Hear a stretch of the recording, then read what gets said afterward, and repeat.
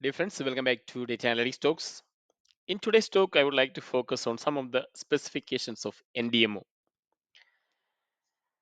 If you're working in data management side, and you would like to work in countries like KSA, Saudi Arabia, NDMO knowledge is an essential, very essential, and it is a must. Without NDMO knowledge, I would say that the scope uh, is very less in KSA. So recently, I got an opportunity to contribute to a couple of specifications under NDMO.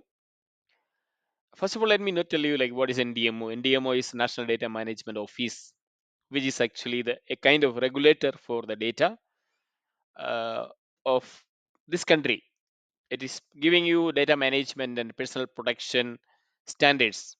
And my understanding is that it is a mandate for every organization to implement all the specifications over a period of time. you know for the implementation sake, it is categorized into P1, P2 and P3, and P1 has to go first, then P2, then P3. So it is basically based on the dama. Now we have some couple of videos on CDMB exam, and we are following up that chapters, that is the dama subject areas. So for the NDMO, there are 15 domains, and each domain has different dimensions, especially the strategic dimension and execution dimension. Strategy is more of a planning and documentation, but execution is real execution. So under this, each dimension we have controls like plan, architecture, and training and awareness. And from an execution point of view, we have data lifecycle management, performance management, and artifacts. So my contribution was more of a strategic level, and that too, one of my favorite topics like reference and master data management. So you may ask, what did I contribute? And contributed to the strategic way. We under plan, I was able to contribute to reference and master data plan, RMD identification and prioritization, reference data categorization, and master data categorization.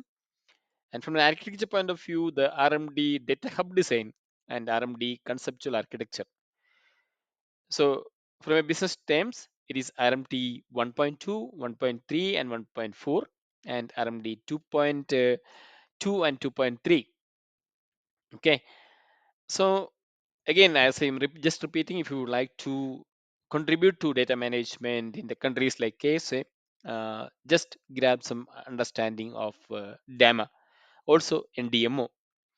And without that, it is impractical to work in these countries, especially on data management side.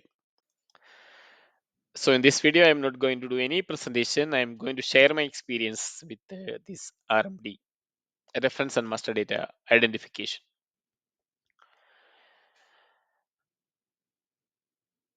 Let's assume we are going to work with an insurance company, and we have very familiarity with these insurance companies, right? So I have insurance, you may have also insurance. You may be belonging to an organization who has given you this insurance, and you have taken a product, insurance product, and you have customized it for your needs. And there is a third party who is going to support you claim your insurance, and that third party is between your insurance company and you. And you are very well know that if you have a issue, if you have a sick, you go to that particular hospital. This tied with your product, right? And once you have gone to that hospital, you have to make a claim. You go to your third party, you submit your claim, and they will support you get the reimbursement. Okay. So once you're done, then there is another finance team who is going to pay you. Okay. So so that's a different domains. So we can find out numerous domain in insurance. There is also vendors, suppliers. There's so now how I should plan my approach to identify these master data. So how I did is, first of all, I understood what is master data. Then what's the master data? Master data represent a conceptual entity. Okay, that is shared across different systems in an organization.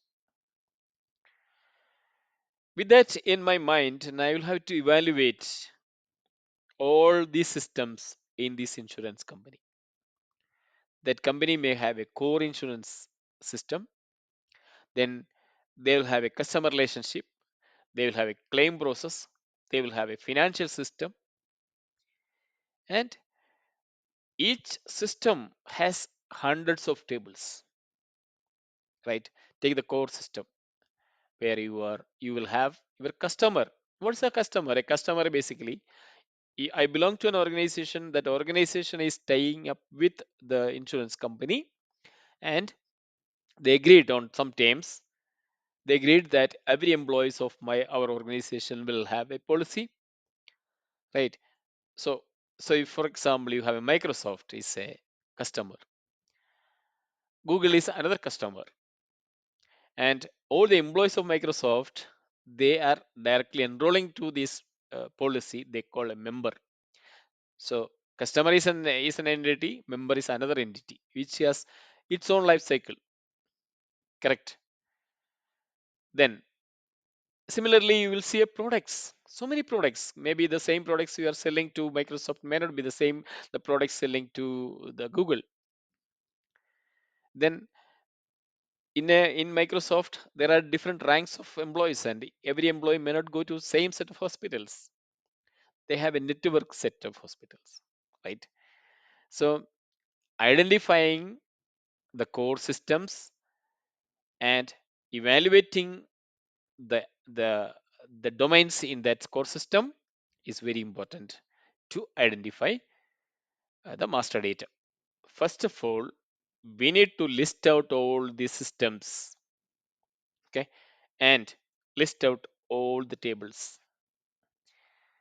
System one, and you had to understand the business glossary of each table. What this table is for? For example, I have the core system. I found there is a table for customer details, customer email, customer account information. So there could be multiple tables also relating to this customer. So can we club them together?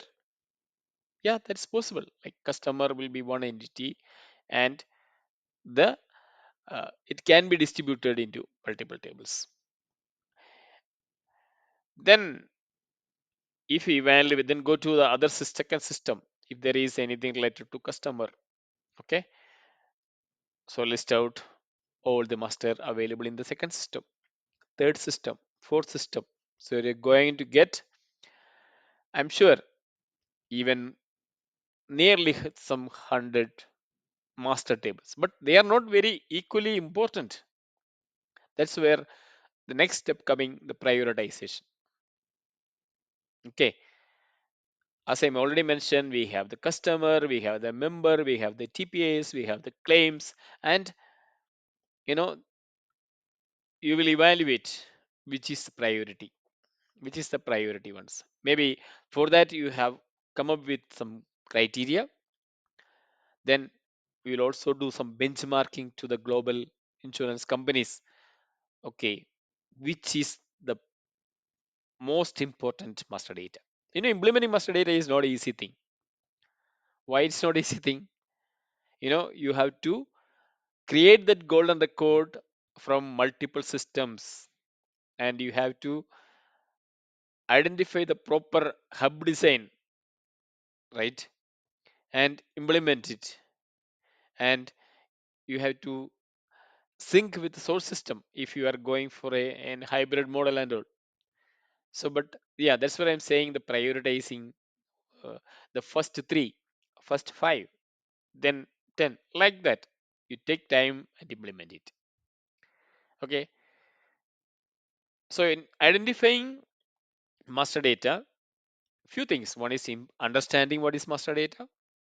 Second is come up with right criteria, then identify these all the candidates and apply the criteria, then get a big list of master, then talk to business and check with global benchmarking, then come up with a subset of master data which can be implemented in a phased manner. That's RMD 1.1. Then two, what's it do is identifying the reference data. So the NDMO says that you can limit identification of reference data from the selected master data. So you have prioritized 5 master data. For example, customer, member, providers, then uh, then suppliers or maybe claims, policies, okay, and TPS. Here also we have some challenges here. So when you have identified and prioritized, say, 5 master data objects, you need to go through the each and every element in that master data, and likely that you are going to identify hundreds of reference data objects, elements within this master data. Do you think it is easy to implement all the reference data at once? That's also not easy. So you need to prioritize.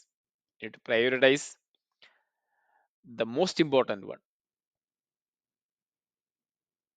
Okay. So maybe at 10, you'll implement 10 in the first phase, maybe 20 in the second phase, 30 in the third phase. So we have identified, we have prioritized, right? And RMD 1.3 says you have to categorize them whether it is external or internal. It is applicable to both master data and reference data. So the origin of this source of the data is the master data object, or the element is external to the organization, that becomes automatically an external reference data. If the origin is within the application, it becomes an internal. So that's how we are doing the reference data 1.1, 1.2, 1.3. Okay, so that's clear, right? For today, this is enough. So we have identified master, identified reference, prioritized master, prioritized reference, and categorized into internal and external. Let me know if it's clear to you. It was really a great experience for me. I would think you also will have a great experience. Start working on data management.